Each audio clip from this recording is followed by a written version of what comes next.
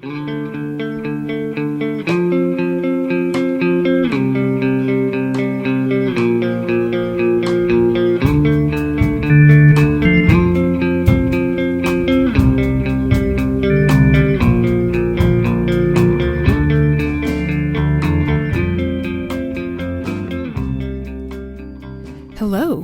and welcome to this episode of Musically Cogitating, a podcast about the relevance and importance of living music and contemporary music of all kinds, and about how that music impacts our everyday lives. I am your host, Ciyadh Wells. Thank you for joining me today. As always, and with any episode of Musically Cogitating, any important and relevant links will be in the show notes. If you are enjoying this show, please subscribe on your podcast player of choice. And if you don't mind, I'd love it if you'd also share it with a friend. So today's topic is one that I've been thinking about for several months. And today we're going to talk about Black History Month. We are going to talk about what to do about Black History Month if you are an artist or if you're just someone who's curious about how you can and should be celebrating and acknowledging Black History Month. I am recording this in January of 2021 and it'll be out shortly thereafter. And after January comes February, which here in the US is Black History Month. We are still experiencing, in my opinion, deep social injustice. What's new for this country? And I've become increasingly concerned about how and what predominantly white organizations, specifically arts, music organizations, are going to do about this. I think a lot of organizations really fumbled the ball about Black History Month from June, May of 2020. And a lot of them still aren't living up to the commitments that they set out for themselves. They are not being held accountable by their communities, by us. We're not doing a great job, and they are not doing a great job of holding themselves accountable. And it's all a challenge. It's all something that we have to continue to work towards. And it's not perfect. It never will be. But I think we can, of course, just be doing better and challenging ourselves to do better. And I'm also wondering what types of gatherings and celebrations I would be seeing, considering that large scale social gatherings aren't going to be happening this year. You know, we'd have parades and we'd have speeches and there would be concerts and all of these things. And you can still have them over Zoom, but they won't be in the same way that they have been in the past. So I wanted to know, you know, what's going to be happening. And I often get questions from individuals who are white or who are not Black, but may still identify as a person of color, about how they can and should acknowledge Black History Month. And I don't think there is any one answer.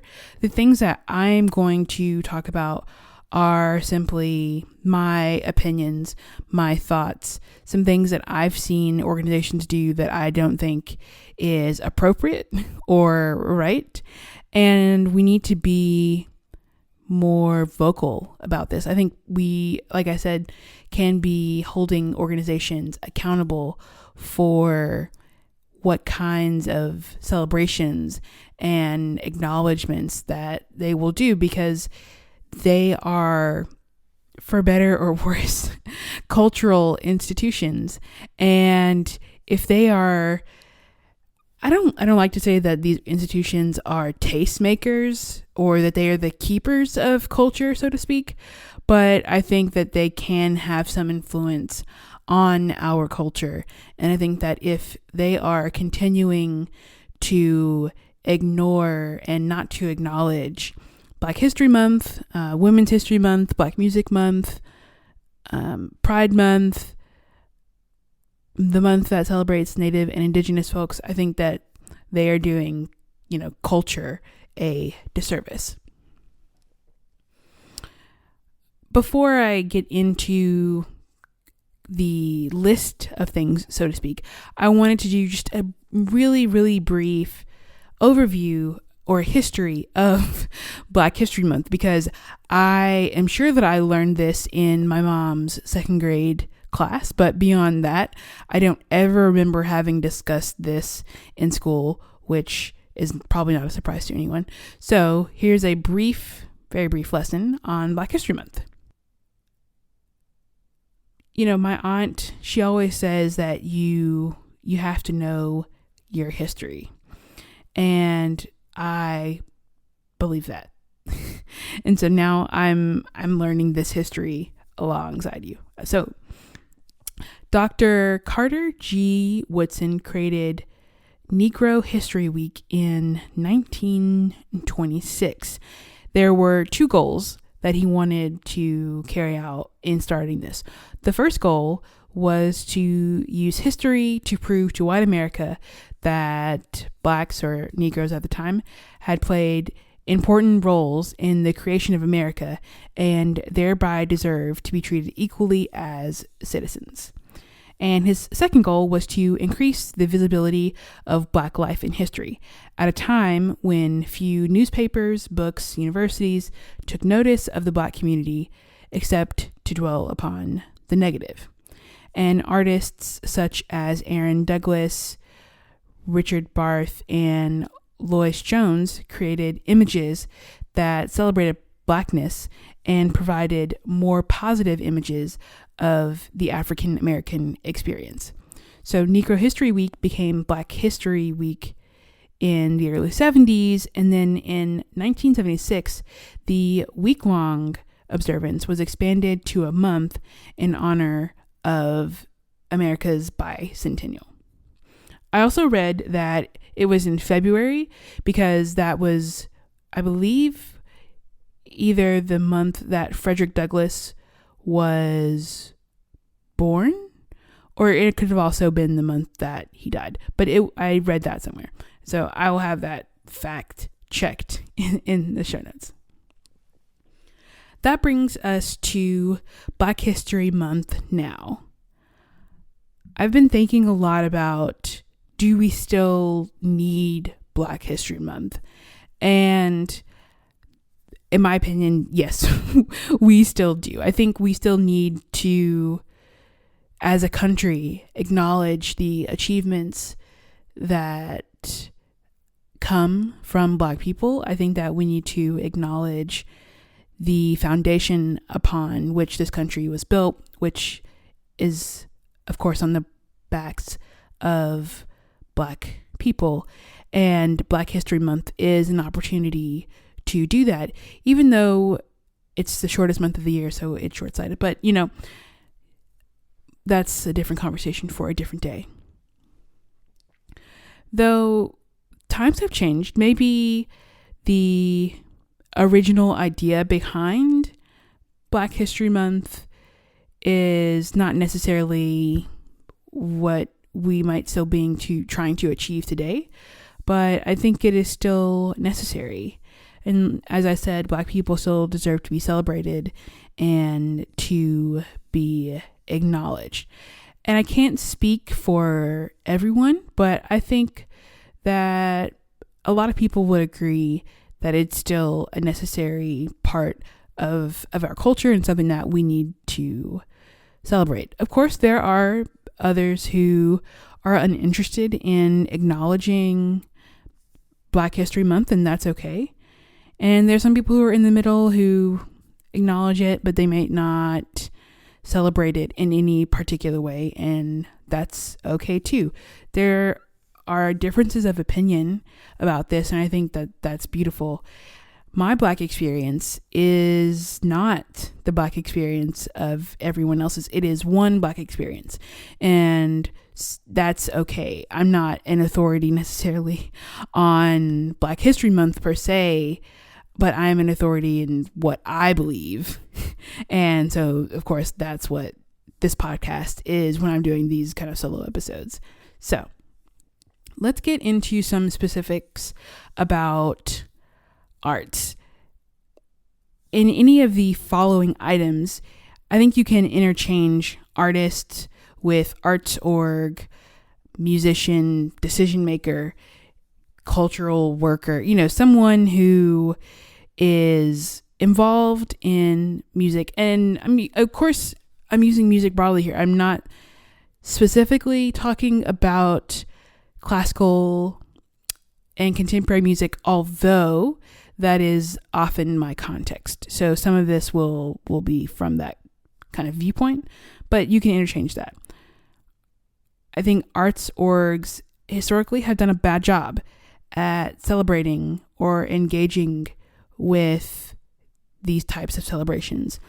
Most of these celebrations come off tone deaf. They don't actually do anything to support their local communities financially, and they don't promote equity and or justice, which is supposed to often be the point of even having those types of celebrations.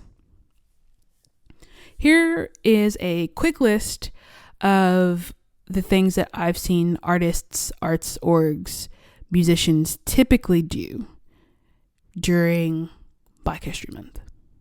And these are no particular order. It's very typical for an organization to program Florence Price or Samuel Coleridge Taylor only in Black History Month, only in February.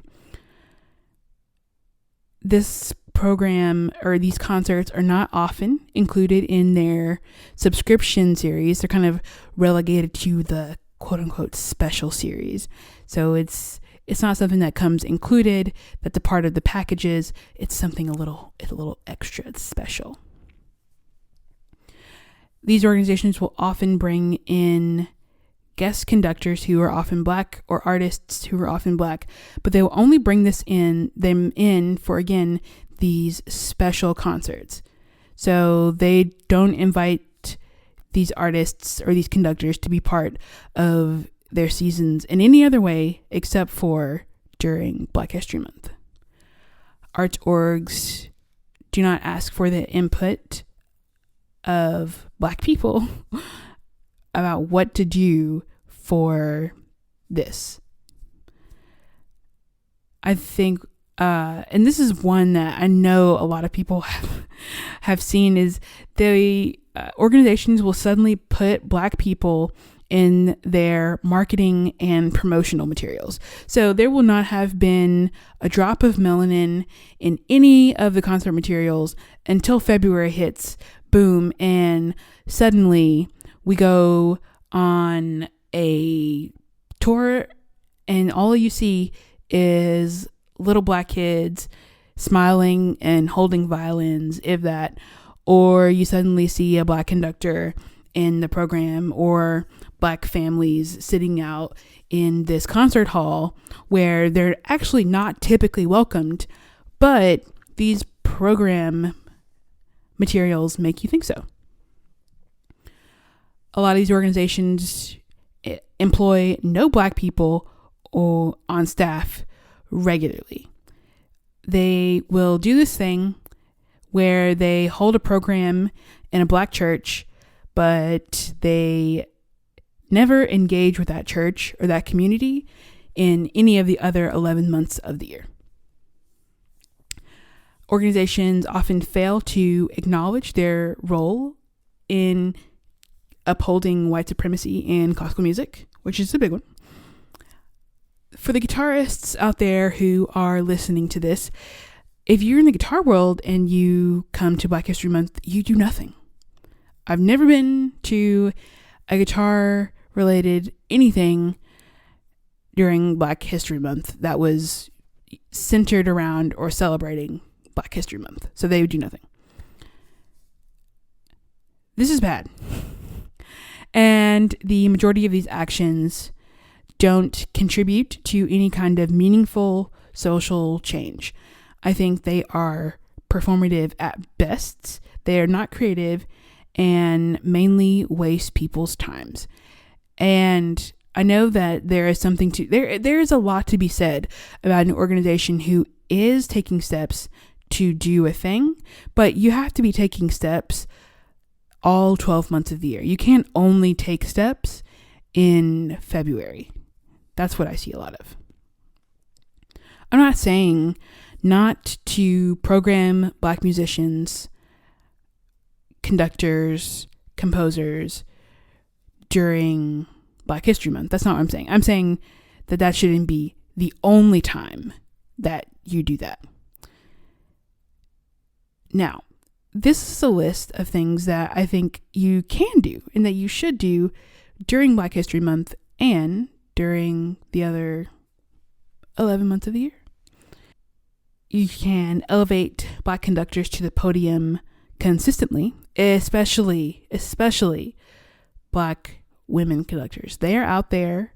They are just as good, if not better, than any of these other people. And so you can elevate them to the podium all the time. You can include any of these concerts in your subscription series. You can consult Black people all the time about programming of Black artists in Black music, if that is in their wheelhouse, if that's something that they do and that they express interest in. Don't hire a Black person and then assume that they are or want to be asked about anything related to this. If they express interests, then yeah, of course, engage someone who expresses interests, but don't hire someone expecting them to be your Black consultant or identity consultant, because that's just not how that works. Of course, you can hire Black people, Black staff all the time. If you change the location of your concert, which I think that organizations should, although I know they have these beautiful halls and they want us to all come and be in our beautiful gowns and all of that, you should do concerts in other parts of your community because accessibility, think about it. But you should pay for the space, you pay extra for the space, and you make a continued commitment to that community wherever that is. Organizations can call out white supremacy for what it is. For guitarists, do something. Again, I'm a guitarist. My context is always guitar. And so I just want to see guitarists doing something. Now, doing something doesn't mean doing something poorly. It means do something that's good. Another conversation for a different day, though.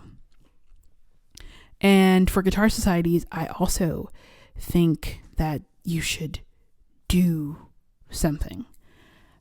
Something good, something meaningful, something impactful, something that lets people in your community know that you are in fact a person who is aware of what is happening in the world. Like, that is important.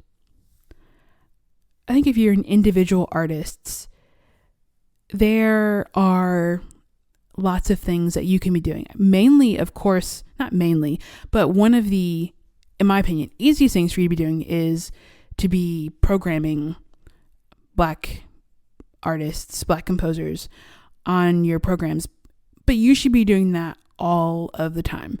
Don't do it just because you are doing a concert in February.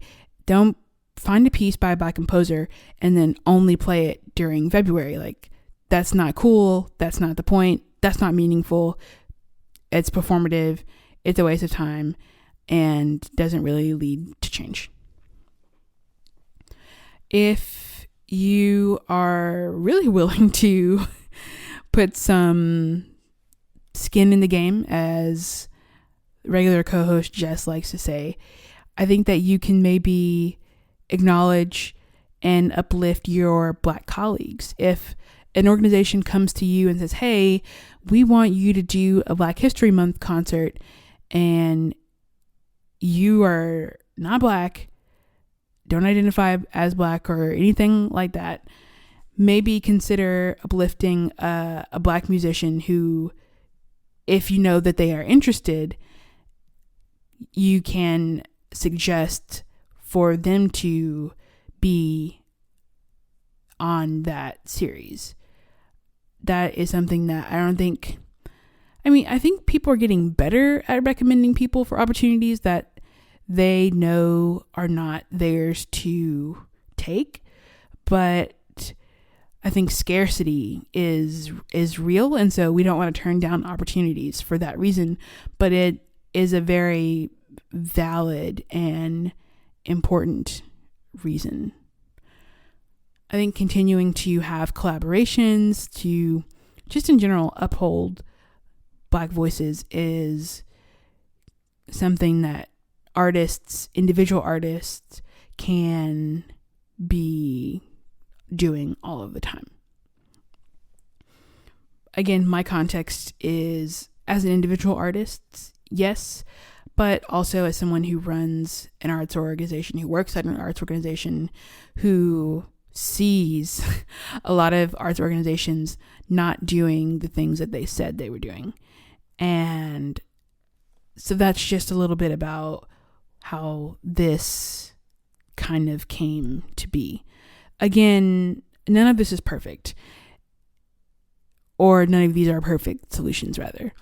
There will be people who disagree with me on every single thing that I just said, and that is totally okay. I think you can apply, again, a lot of these points all year round. Programming is important, and you should be programming music by non-white composers all of the time. I like to say that programming is step -90 in dismantling white supremacy and leading to radical change. There's more that we have to do, but it can start at programming, but it needs to go further. So that is really all that I had to say about Black History Month, what you can do if you work in an arts org, what you can do if you are an individual artist. And thank you to all of you who sent me messages about what you wanted to hear from this episode. I am going to do a little bit of announcing of future episode topics so that you can submit questions and make sure that they are answered and acknowledged, because this is as much your podcast as it is mine. And so I want to be as helpful and provide as much value, entertainment, or information wise as I possibly can. Since this show is about music, I wanted to recommend something for you. And this week, continuing in my jazz recommendations, I'm going to recommend Happening live at the Village Vanguard by Gerald Clayton. So that entire album will be in the Musically Cogitating Spotify playlist, which is always linked below. Don't forget to follow the podcast on social media and at musicallycogitating.com. We have a newsletter, which you can subscribe to, where you will receive some additional and bonus content about the show. If you're listening to this on Apple Podcasts, please give the show a like, rating, review, as it helps me to make this show better. You can also support the show by buying me a coffee or using the support the show link in the show notes. That's all that I have about Black History Month for you today.